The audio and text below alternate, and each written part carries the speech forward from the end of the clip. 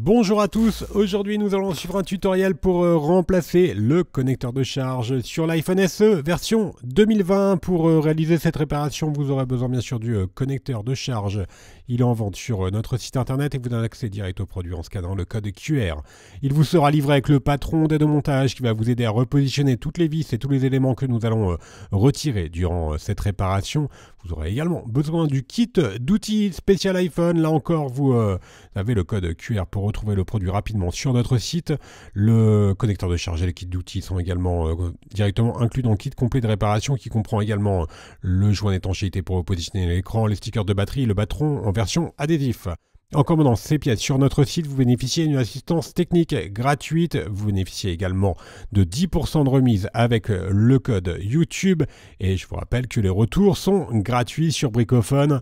C'est une réparation qui est assez longue. Il faut compter 45 minutes et la difficulté est notée 3 sur 5. Si vous n'êtes pas sûr du modèle de votre téléphone, je vous invite à composer le étoile dièse 06 dièse sur le clavier de votre téléphone. Vous obtiendrez ensuite le numéro IMEI de celui-ci, numéro que vous notez. Vous le reportez ensuite sur la rubrique consacrée qui est sur la page d'accueil. Vous retapez donc votre numéro, vous cliquez sur vérifier et on vous indiquera alors le modèle exact de votre téléphone et vous pourrez commander les pièces en toute sécurité. Bien sûr, comme avant chaque réparation, pensez bien à éteindre le téléphone et également à retirer le rack de la carte Nano SIM. On peut commencer tout de suite par l'ouverture de l'iPhone SE 2020. Et pour cela, nous allons retirer les deux vis Pentalobe notées A1 et A2 sur le patron d'aide au montage. Alors, il n'y a aucune surprise, hein, c'est la même ouverture depuis le même système d'ouverture depuis les iPhone 5, quasiment. Donc, on retire les deux vis Pentalobe et ensuite, on va pouvoir chauffer légèrement tout le contour de l'écran pour faciliter le décollage de l'écran. Alors c'est facultatif, on vous conseille quand même de le chauffer légèrement avec un sèche-cheveux par exemple ou un décapeur thermique. On va chauffer donc tout le contour. Nous pouvons avoir deux méthodes ensuite pour l'ouverture. Soit vous pouvez utiliser l'outil Isclac qui est vendu en option, c'est une pince double ventouse. On n'a plus qu'à appuyer sur la pince et ensuite on va pouvoir créer comme cela un jour. Et on va utiliser la spatule en nylon pour pouvoir finaliser l'ouverture du SE 2020. Ça, c'est pour la première méthode. Deuxième méthode, plus simplement, si vous avez opté pour le kit d'outils, vous retrouverez à l'intérieur la ventouse. Vous tirez sur la ventouse et vous allez insérer entre la vitre et le châssis le médiator en métal percé. Et une fois que vous avez créé un petit point d'insertion avec le médiator en métal percé, vous venez le remplacer par le levier en nylon et on va faire glisser la spatule, donc le levier sur tout le contour de l'écran pour pouvoir décoller l'écran du châssis. Alors il n'y a pas de risque, vous ferez juste attention sur la partie droite, vous avez les nappes de l'écran qui affleurent au niveau du châssis, voilà, on vous les a notées. Il y a deux nappes, donc il ne faut pas insérer trop profondément le levier au risque de sectionner les nappes de l'écran. Donc il y a notamment la nappe de l'écran qui est en bas et la nappe de l'écouteur interne qui est en haut. Donc vérifiez bien les deux emplacements, un sur la partie basse et un qui est juste au niveau du bouton de Siri. On refait la même opération sur la partie haute. Et ensuite, on vient ouvrir l'écran de la gauche vers la droite. Alors, vous faites attention car les nappes sont bien sûr toujours connectées. Donc, on va simplement, voilà, on va faire chevaucher l'écran sur le châssis pour ne pas abîmer les nappes. Et justement, nous allons pouvoir déconnecter la nappe de la batterie et la nappe de l'écran. On va commencer par retirer les vis de B1 à B4. Ce sont des vis cruciformes.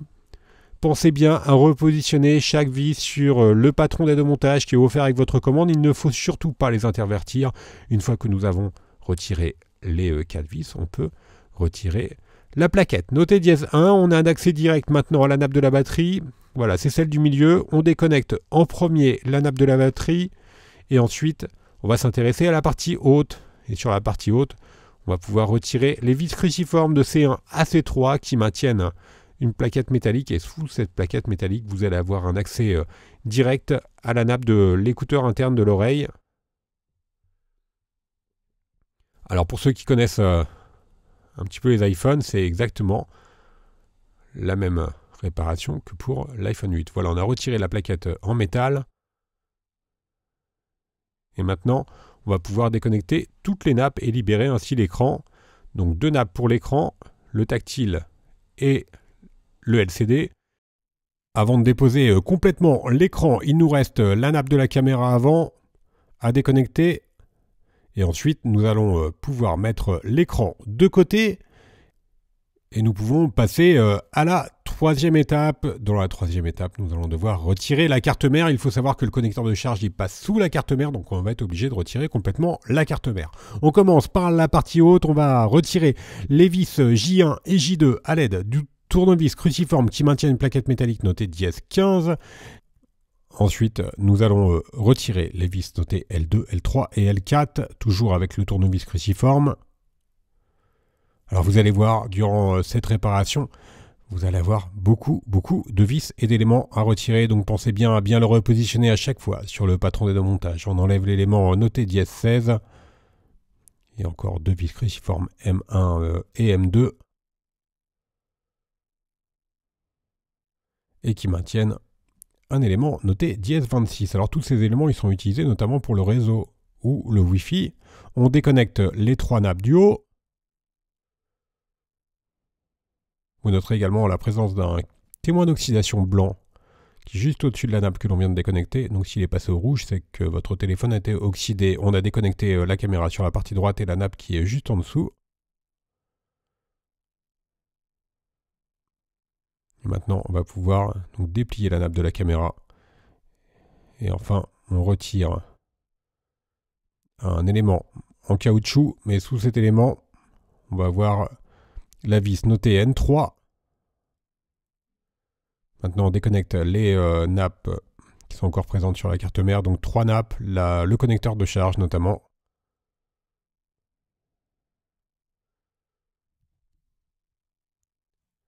On poursuit donc sur les 3 nappes.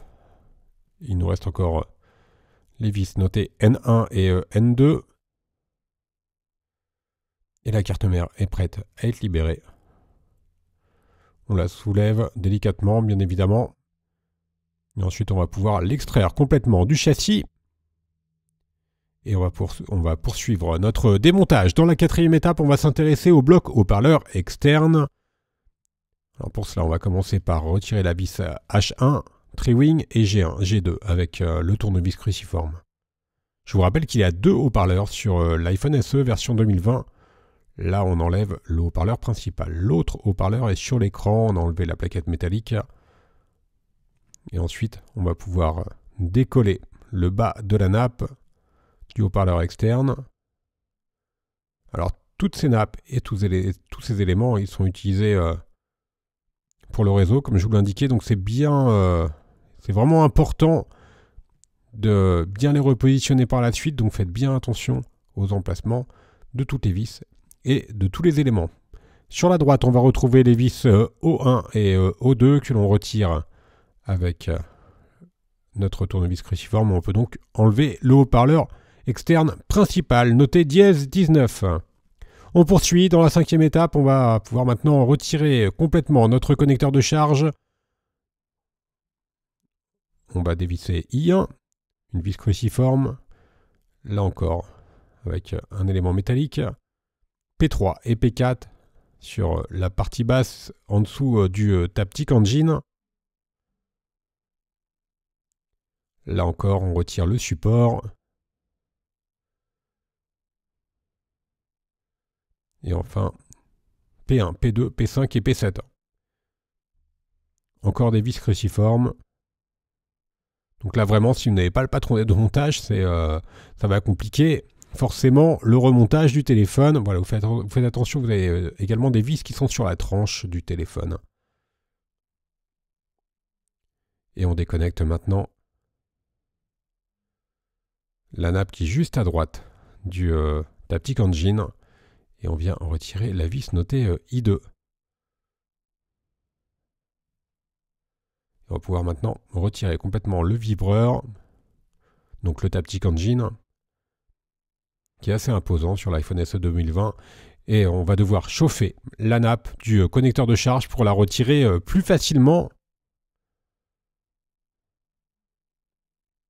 On va commencer par la décoller sur la partie haute. Alors vous n'êtes pas obligé de chauffer la nappe, hein, mais ça va faciliter quand même le décollage de celle-ci. Je vous rappelle que sur le connecteur de charge, vous avez bien sûr notre élément de charge, mais vous avez également 2 micros, voilà, que l'on va enlever, que l'on va décoller plutôt du châssis. Ces micros, ils sont utilisés en communication. Vous avez d'autres micros sur l'iPhone SE 2020. Là, il s'agit des micros principaux qui sont donc utilisés en communication. Vous avez également un micro sur l'écran qui est utilisé par Siri notamment. Vous avez un autre du côté de la caméra arrière. Et enfin, on va pouvoir récupérer l'élément noté DS36 qui est sur le connecteur de charge. Voilà, la partie démontage est donc terminée. On va s'intéresser au remontage. On enlève bien sûr tous les adhésifs de protection qui sont encore présents sur notre nouveau connecteur de charge. On a remis l'élément également que l'on avait enlevé précédemment. On l'a reconnecté. Et on va remettre les vis notées de O1 à O7. Ce sont des vis cruciformes. Si vous avez un doute sur l'emplacement des vis, bien évidemment, n'hésitez pas à faire un arrêt sur image. On a clairement identifié toutes les vis sur le tutoriel. Et celles-ci correspondent évidemment à l'emplacement des vis que l'on vous avait indiqué, qui sont indiquées plutôt sur le patron d'aide au montage. On remet l'élément Diaz 21. C'est une des réparations pour lesquelles on a le plus d'éléments et de vis à retirer le changement du connecteur de charge. On remet le Taptic Engine, on va bien sûr le reconnecter. C'est une réparation qui au préalable sur les précédentes versions d'iPhone était beaucoup plus facile. Là elle se complique. Tout simplement, déjà dans un premier temps, la nappe passe sous la carte mère. Alors je vous commande pas tout à fait toutes les étapes. Voilà, il vous suffit juste de suivre la vidéo. Surtout, encore une fois, faites bien attention aux différents composants et aux bons emplacements de ceux-ci. Si vous oubliez de bien remettre par exemple un petit élément métallique, vous risquez d'avoir une perte de qualité au niveau du réseau, par exemple. Alors l'élément DS20 par exemple qui est une antenne. Voilà, je vous laisse suivre donc le remontage. Je fais un petit aparté donc sur le connecteur de charge. Comme je vous l'avais indiqué, il comprend 2 micros. Donc vous pouvez également changer le connecteur de charge si vous rencontrez des problèmes de son en communication, si votre interlocuteur ne vous entend pas. Par exemple, cela peut provenir du connecteur de charge. Vous retrouverez sur notre site une rubrique diagnostic qui va vous indiquer tous les éléments à changer suivant les pannes que vous rencontrez sur votre téléphone. Sinon, on reste joignable bien sûr sur le site. Nos techniciens pourront vous indiquer les différents diagnostics et les différentes pannes pour vous aider à réparer votre téléphone. On repart sur la partie haute, on a repositionné la carte mère et maintenant on va remettre les différents éléments de réseau que l'on avait enlevés précédemment. Et il s'agit de l'antenne Wi-Fi qui est donc directement vissée avec les vis notées en L.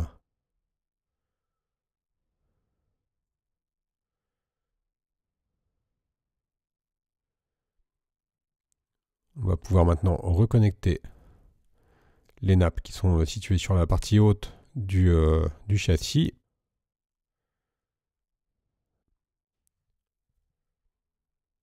Alors le connecteur de charge, c'est un élément qu'on changeait souvent sur la série des 6 et des 7 avec l'apparition de la recharge par induction. C'est un élément qui est de moins en moins défaillant, évidemment. On a revissé la carte mère. Avant de revisser la carte mère, faites bien attention à ce que toutes les nappes soient bien passées par-dessus la carte mère et ne pas les coincer sous celle-ci, bien sûr. Là, on reconnecte les 2 nappes qui sont au niveau de l'appareil photo arrière. Donc, l'appareil photo arrière et une nappe réseau. Et on va faire la même opération pour les 3 nappes du bas, donc notamment notre connecteur de charge et également la recharge par induction. Alors la batterie, on la reconnectera vraiment tout à la fin. Donc on la laisse déconnecter. Et maintenant, on va pouvoir préparer notre châssis pour la pose du joint d'étanchéité avant de repositionner l'écran. Donc on a nettoyé notre châssis. Ensuite, on reprend notre joint d'étanchéité, donc le nouveau, bien sûr. On enlève le premier film. On vient repositionner notre joint sur tout le contour du châssis. Vous faites bien attention à la pose du joint. Voilà, vous avez un trou spécifique pour l'emplacement de la caméra, donc il est assez facile à identifier. Et ensuite, on va appuyer sur tout le contour du joint d'étanchéité pour que celui-ci adhère bien au châssis du téléphone. Et donc, comme vous avez pu le constater, le joint il est vraiment très très fin. Donc faites bien attention lorsque vous allez passer le levier pour que le joint adhère correctement au châssis. Et ensuite, vous faites bien attention à retirer délicatement le patron afin que le joint adhère bien au châssis et ne reste pas sur le patron de pose.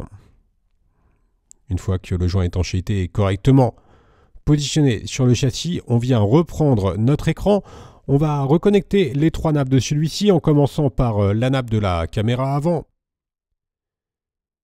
Et ensuite, on va faire la même opération pour les nappes de l'écran LCD, donc le tactile et l'affichage.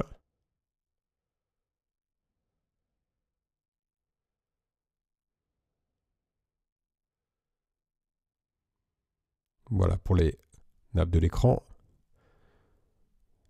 Et enfin, en tout dernier, on reconnecte la batterie.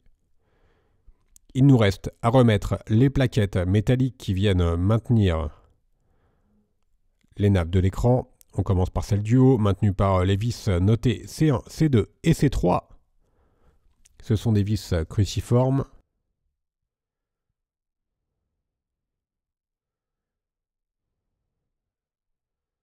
Alors, si vous avez l'habitude de réparer un iPhone, vous avez noté bien sûr la similitude entre l'iPhone SE 2020 et l'iPhone 8. Ce sont quasiment les mêmes téléphones.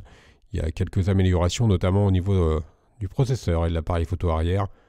Sinon, vous avez beaucoup de pièces équivalentes, dont notamment le connecteur de charge qui est compatible avec le SE 2020 et iPhone 8. Ce sont les mêmes connecteurs de charge. On a remis la plaquette du bas. On a également l'a refixé avec les vis notées en B.